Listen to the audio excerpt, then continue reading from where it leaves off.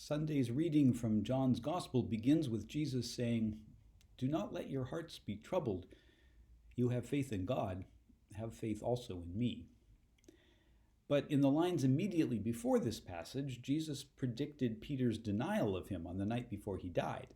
So if you read it all together in sequence, Jesus really sounds like this: "Amen, amen, I say to you, the cock will not crow before you deny me 3 times.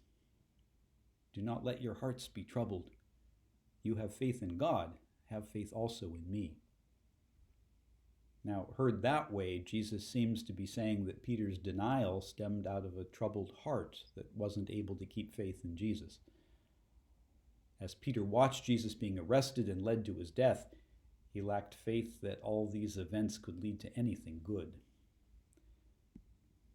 As the reading continues, Jesus says to his disciples, "Where I am going, you know the way." Now, Thomas counters with, "Master, we do not know where you are going. How can we know the way?" We might be inclined to sympathize with Thomas, but if you think about it, Thomas's reasoning doesn't necessarily follow. We can indeed know a way to go, a path to follow, even if we do not know where it will lead us. Jesus says that he is the way.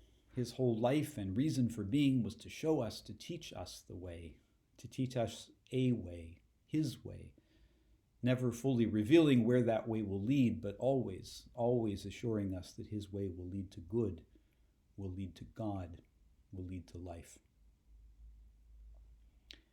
We are experiencing days when we may well be wavering in faith, just as Peter was.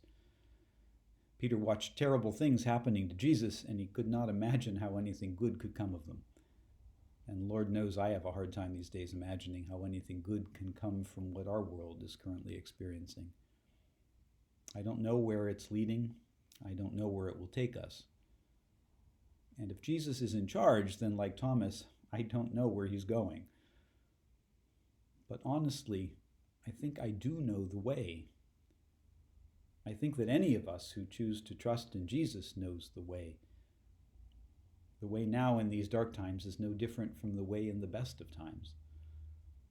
The life Jesus calls us to live today is no different from the life he called us to live 3 months ago.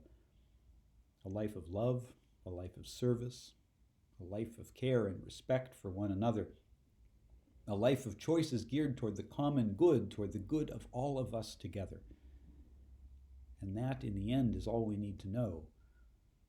The way that is Jesus' way will lead us to good, even if we can't imagine what that will look like.